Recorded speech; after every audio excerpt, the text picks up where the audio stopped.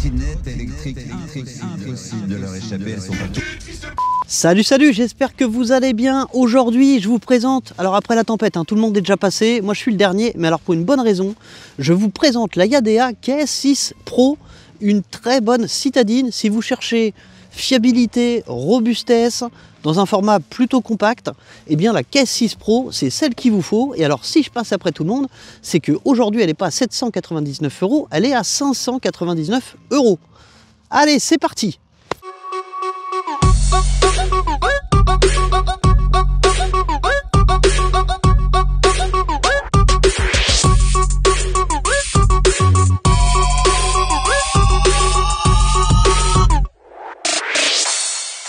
Pendant que j'allume cette trottinette, eh bien cette vidéo est sponsorisée par Yadea, bien évidemment. Yadea vous propose en ce moment, et pour le Black Friday qui dure une semaine, le Semaine Day on va dire, un coupon qui vous permet de l'avoir à 599 € au lieu de 799 €. Alors vous allez avoir toute la vidéo pour vous forger votre opinion, mais alors même si son design est plutôt commun, je vous garantis que derrière ce design se cache une excellente machine. Alors Yadea, si vous n'avez pas vu la vidéo sur la Elite Prime, qui est le haut de la gamme, eh bien je vous fais un petit rappel. Yadea, c'est le premier constructeur mondial de scooters électriques, de 2 roues électriques. Enfin, ça c'est eux qui le disent, Niou dit la même chose, mais bon, je ne fais que répéter ce qu'on me dit. En tout cas, c'est une trottinette conçue de A à Z par Yadea, jusqu'au contrôleur, la batterie, donc on est sur des produits vraiment premium, c'est pour ça qu'elle peut paraître un petit peu chère. Alors, on va commencer déjà par l'emballage, comme d'habitude. Alors là-dessus, vous n'avez aucun risque. Vous allez la recevoir en bon état, elle est très bien emballée, il y a des renforts latéraux pour pas qu'elle se balade dans le carton. Et le montage, eh bien il est rapide. On a le cintre à monter qui est maintenu par 6 BTR, 2 ici, 2 ici, 2 ici. Les connecteurs à brancher à l'intérieur avec des connecteurs IP et c'est tout. Après, si, un petit gonflage des pneus bien évidemment. Ce sont des pneus increvables, tubeless, des pneus de 10 par 2,5. Alors pour le reste des caractéristiques, je vous la fais courte, 500 watts nominaux, 800 watts en crête, 36 volts, 15,6 ampères-heure. C'est une trottinette qui est IP54 avec une vraie certification IP54 et qui est parfaitement conforme à la législation française. Elle a tout, elle a des catadiopes sur les côtés, devant, le bridage à 25, l'absence de régulateur de vitesse.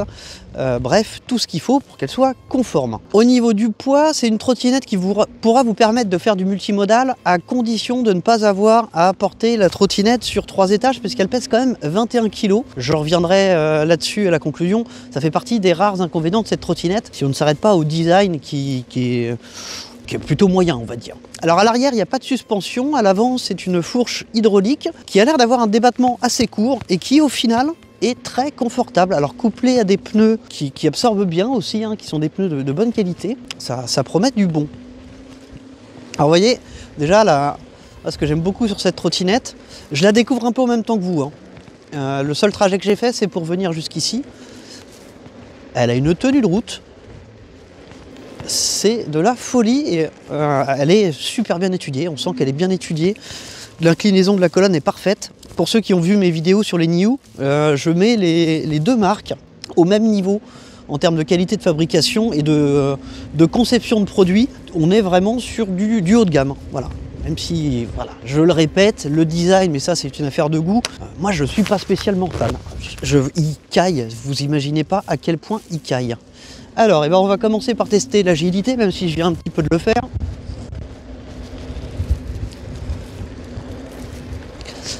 Alors, avant de tester l'agilité, ou en tout cas en même temps que je le fais, donc elle est proposée à 599 € sur Amazon, Darty, Fnac. Vous trouverez comme d'habitude tous les liens qui sont en description.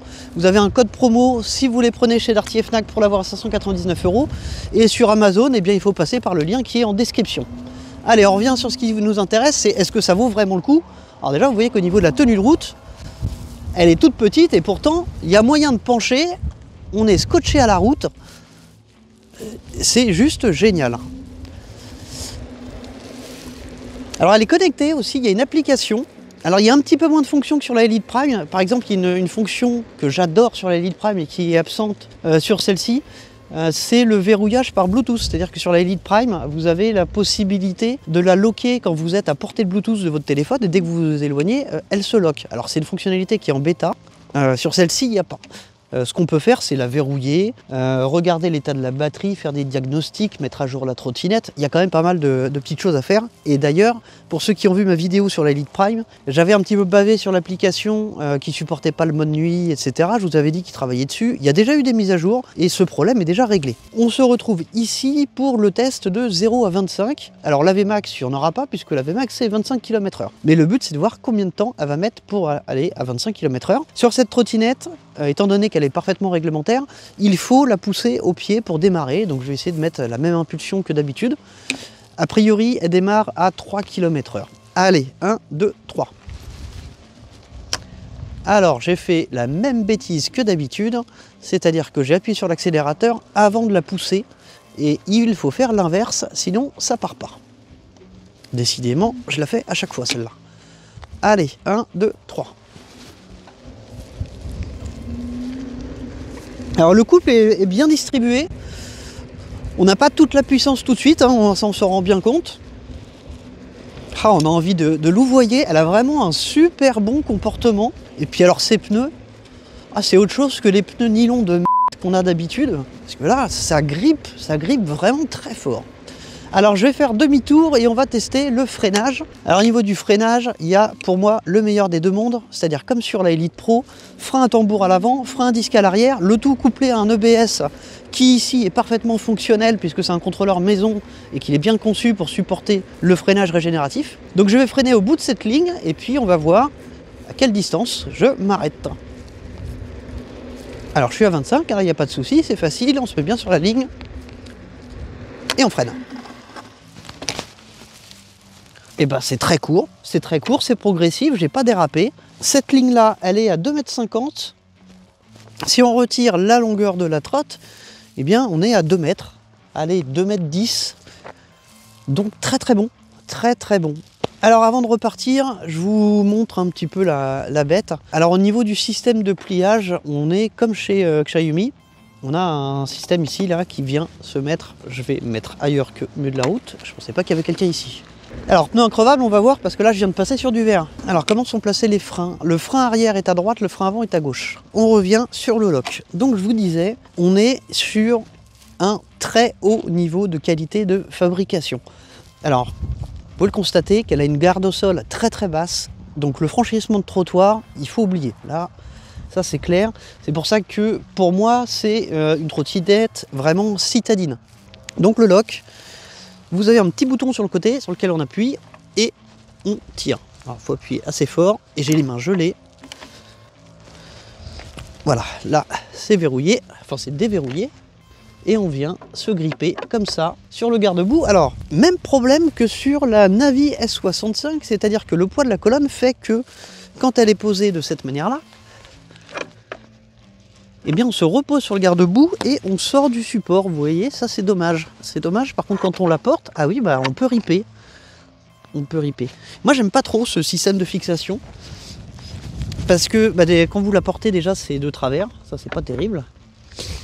Bon, par contre, voilà, c'est ça que je voulais vous montrer. C'était l'épaisseur de la colonne. Vous voyez, alors c'est creusé un petit peu ici. Par contre, après, là, c'est plein et il y a vraiment épais. On a des passages de câbles gainés en métal. Ça, c'est les câbles de frein. Et puis le lock, voilà, il est ajustable. On peut le resserrer si besoin. Là, on est vraiment sur du costaud. Et pour verrouiller, vous avez vu, c'est très simple. Il y a juste à pousser. Alors, 3 modes de vitesse sont disponibles. Là, je suis sur le mode S, c'est celui qui vous permet d'avoir tout le couple et qui vous permet d'aller jusqu'à 25 km/h. Vous avez un mode piéton. Alors, on va voir à combien il bride. Logiquement, c'est 5-6 km/h. 6 km/h. Ensuite, on a le mode éco qui, lui, nous emmène à 15 km/h. Alors, une des forces de Yadea, c'était le cas sur la Elite Prime et je suis persuadé que ça va être le cas sur celle-ci. On verra à la fin de la vidéo la consommation et je vous mettrai ça en incrustation, mais ce sont les trottinettes qui ont vraiment une consommation très bien optimisée. Donc 15,6 ampères déjà pour ce type et ce gabarit de trotte, c'est gros. Mais alors en plus avec l'optimisation aux petits oignons que Yadea est capable de nous faire, un peu comme Niu, ça promet une très bonne autonomie. Je vous mettrai toutes les caractéristiques vérifiées en fin de vidéo, hein, comme d'habitude. Allez, on se remet en mode S, parce que je me fais un peu chier. Alors, on va voir si elle est bridée en pente. Alors, la Elite Prime l'était plus ou moins, c'est-à-dire qu'elle permettait de passer un petit peu les 25. Elle se bridait à 32. Donc là, on est sur une version européenne. La version européenne, elle est bridée à 25. Alors, bah non, en pente, ah si, elle est bride à 27 km/h. Elle a commencé à me ralentir à 27 et en fait, elle est retombée à 25. Bonne gestion. Bonjour. Bon, bah le test côte, on va attendre qu'il passe. En attendant, eh bien, on va continuer ce test. Alors, bah là, je suis sur une route pas terrible. Et bah, c'est pas inconfortable du tout. Non, c'est pas mal. Alors, un truc qui est très sympa sur le tableau de bord. Alors, allez, je vous présente le cintre, comme ça, c'est fait. On a des poignées ergonomiques, légèrement ergonomiques, et qui sont plutôt épaisses, un petit peu molles, avec un bon toucher. On a des grosses poignées de frein, qui ne sont pas des poignées de doigts. Alors, c'est des freins mécaniques, hein, donc grosses poignées, mais comme sur la Elite Prime, avec un ressort assez costaud, ce qui fait qu'on a un très très bon feeling. On a ici la petite sonnette réglementaire qui est sur la poignée de frein. On a donc ce système là que j'aime pas trop, qui vient accrocher la trottinette, verrouiller la colonne sur le garde-boue. Et là on en vient à ce que je voulais vous montrer, c'est donc le tableau de bord. On a un petit truc sympa, c'est que vous voyez autour, alors je sais pas si vous voyez en fait, on va baisser un peu la caméra, autour du compteur de vitesse, vous avez un petit cerclage avec des petits traits qui correspond à la puissance utilisée. Et on voit bien que dès qu'on est en ligne droite, elle met juste ce qu'il faut pour la maintenir à la vitesse demandée. Vous voyez, ça n'arrête pas de bouger. C'est parce qu'en fait, elle ajuste en permanence la tension qu'elle doit envoyer vers les moteurs pour conserver cette vitesse.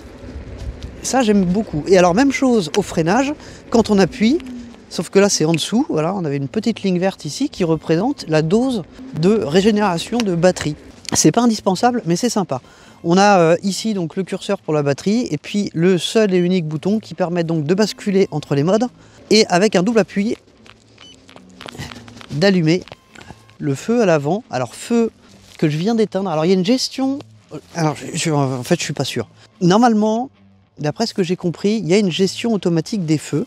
Mais je suis pas sûr que ça fonctionne bien, donc je sais pas. Ce que je peux vous dire sur le feu, c'est qu'il éclaire correctement, mais surtout que le faisceau est bien coupé comme ça sur la hauteur pour ne pas éblouir les automobilistes.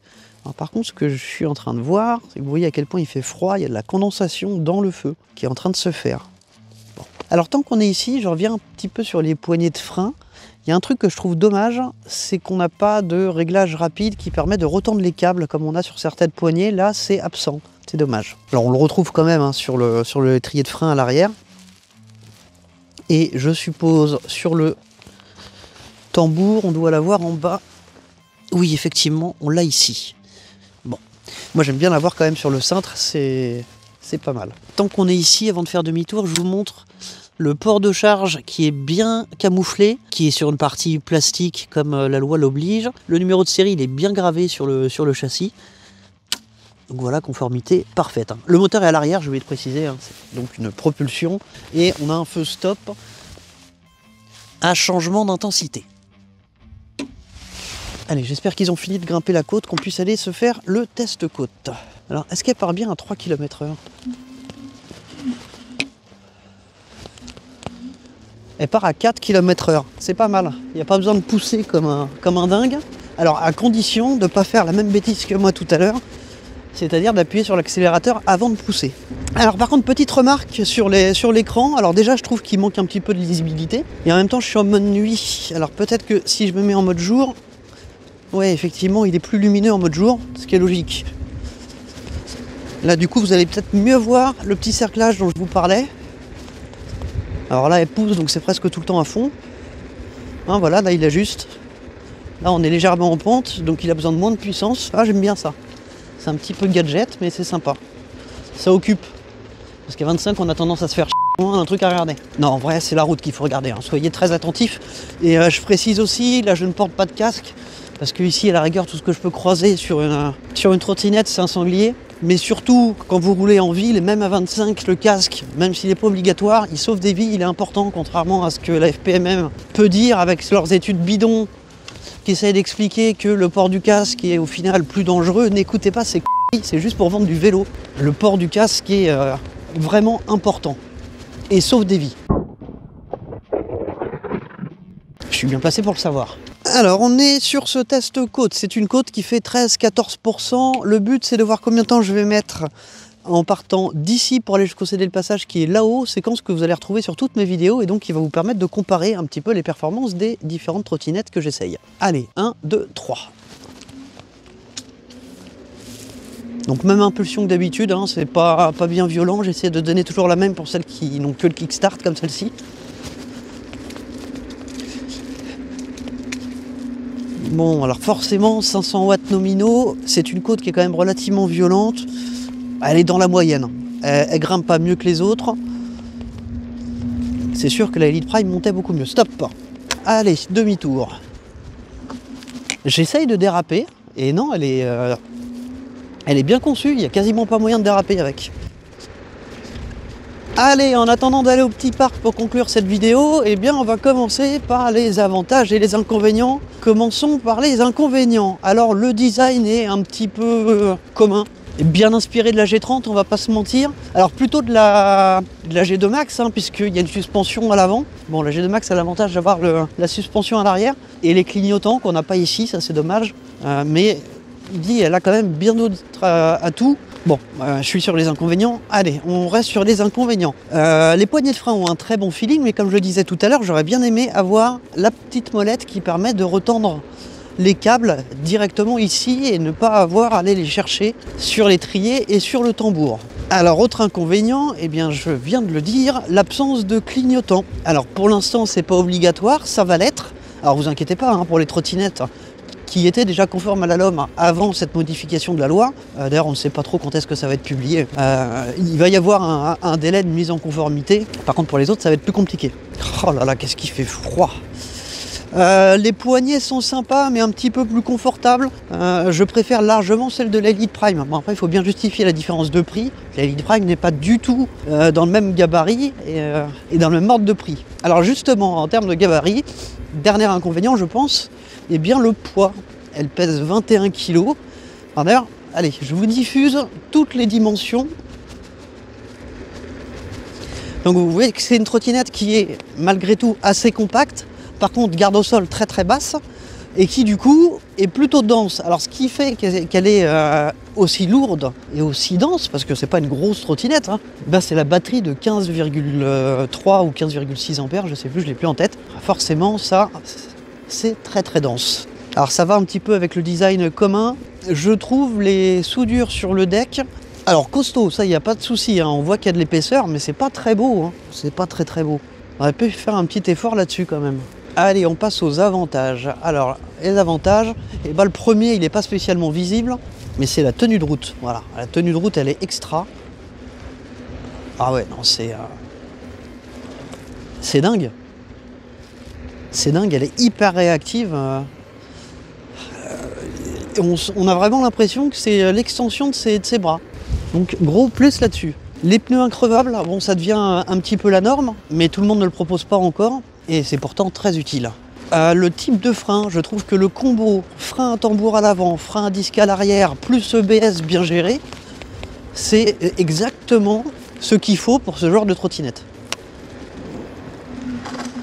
Ça freine très fort, ça reprend. Alors d'ailleurs, je viens de constater un truc. Une fois qu'on l'a déjà lancé avec le kickstart, on peut descendre en dessous des 4 km/h et réaccélérer. Elle va reprendre. Regardez, je vais essayer de descendre à 2 ou 3. 2. Et ça reprend pas. Voilà. Bon, bah écoutez. Oubliez les 15 dernières secondes, j'ai dit que des bêtises. Alors, et bah, on est ici, on fait le mode piéton. Alors, le mode piéton, est-ce qu'il faut quand même pousser comme un goret pour... Non, un mode piéton, il part aussi à 4 km/h. Et hybride à 6, et est-ce qu'on peut descendre plus bas? Alors on est bien sur du sinusoïdal, il n'y a pas de doute. On a une gâchette pouce rotative hein, qui tourne autour du cintre sur à peu près un petit quart de tour, on va dire. Bon, le mode piéton, c'est 6 km/h ou rien. Il est pas très bien dosé. Ça, c'est pas ce qu'il y a de mieux. Alors, je vais pas faire de test off-road, ça sert à rien, c'est pas une trottinette off-road. Vous allez clairement pas l'acheter pour ça. Par contre, j'ai bien envie de m'amuser un peu ici. Sur le petit as qu'il y a là-bas. Ah, on est sur un billard. Non, la suspension à l'avant, elle est bien. Hein. Oh, le S, je le prends, mais alors sans problème. Sans problème. Alors Eva, on va quand même passer par là pour que vous voyez comment travaille cette suspension devant. C'est pas mal, hein, c'est pas mal. Allez, on va conclure ici. Avec un peu de soleil, ce sera mieux. Bon, alors je termine sur les avantages. Donc la suspension à l'avant fait vraiment très bien le taf. Indice IP, IP54, hein, mais un vrai indice IP54. Hein, faut vraiment faire attention parce qu'il y a IP54 et IP54. Il y a beaucoup de constructeurs qui s'auto-attribuent des indices IP54. Là, on est sur un vrai indice IP54. C'est une trottinette parfaitement réglementaire. Elle est confortable, elle a une tenue de route. Franchement, là, je me suis amusé comme un fou avec. Ça faisait bien longtemps que je m'étais pas fait plaisir comme ça, même si elle va pas vite. Elle est vraiment bien. On a le deck qui est quand même assez grand, assez imposant et surtout qui peut se nettoyer assez facilement puisqu'il est recouvert d'une surface rubber. J'ai oublié de mentionner dans les inconvénients, et pourtant j'ai dit plusieurs fois dans la vidéo, la garde au sol trop basse évidemment. Allez, je vais vous publier le reste des caractéristiques et puis je vais vous parler de la note. Je vais vous parler de la note puisque eh bien la note c'est fait. Alors je vais pas rentrer dans le détail hein, mais dans la section d'hiver on a 16 sur 20 parce que l'emballage est nickel, elle est facile à monter, le toolkit est de très bonne qualité. La notice par contre, alors il y a des curiosités sur la notice. C'est une trottinette qui est, d'après la notice, hein, conçue pour les personnes de 16 à 50 ans. Alors c'est dommage hein, puisque au maximum je pourrais m'en servir pendant 10 ans et après bye bye. Pourquoi 16 à 50 ans? Que vous la fassiez démarrer à 16 ans, oui, ça, il n'y a pas de souci. Mais pourquoi se limiter à 50 ans? Vous pensez vraiment que les trotteurs s'arrêtent à 50 ans? Mais je connais des tas de trotteurs qui ont plus de 50 ans. J'en connais même qui ont plus de 70. La trotte, c'est fini. C'est plus une histoire de gamin. On est sur un véhicule qui est utilisé par des adultes et des retraités aussi. Donc, 50 ans max, non. Et pour finir, oui, la traduction de la notice, elle est pas dingue. Elle est pas dingue. Mais ça, je suis en train de travailler avec eux pour les aider. Alors d'ailleurs, je vous annonce que je suis maintenant le partenaire officiel de Yadea. Vous le verrez pour la prochaine gamme, puisque je vais présenter toute la prochaine gamme. Alors, elle va pas arriver tout de suite, hein, je vous préviens, c'est... Il y a encore pas mal de choses, mais voilà, je vous annonce que je travaille de très près avec Yadea et j'en suis ravi. Bon, au-delà de ça, qu'est-ce que j'en pense? J'habiterai en ville. Ouais, ce serait un très bon choix. Alors, à 799 €, peut-être pas. Parce qu'à 799 €, il y a du choix et il y a des modèles très intéressants. 599 €, là par contre, ça commence à parler et pour 599 €, on en a pour notre argent. Elle est confortable, elle a des pneus increvables, elle est malheureusement un petit peu lourde, donc ça limitera à un usage multimodal. Et voilà, vous allez faire une station de métro, mais peut-être pas deux, parce que 21 kg, il faut quand même les soulever. Ça représente quasiment 2 packs d'eau. Bref. Je suis sûr que j'ai oublié quelque chose. Elle vient de s'éteindre. Et ben je sais pas ce que j'ai pu oublier. Ben écoutez, c'est tout pour moi. Vous l'avez compris, c'est une trottinette que j'aime beaucoup, que je peux conseiller les yeux fermés. Parce que là-dessus, je sais très bien qu'il n'y aura pas de mauvais retour avec oui, j'ai grillé mes contrôleurs, c'est de la merde. Etc. Les produits Yadea, ce sont des vrais produits, c'est un vrai concepteur de roues électriques. Il n'y a pas de sourcing, il n'y a pas de pièces au rabais, des gages. On est sur une très bonne machine. Voilà, c'est tout pour moi. Je vous dis à très bientôt pour une prochaine vidéo. Salut.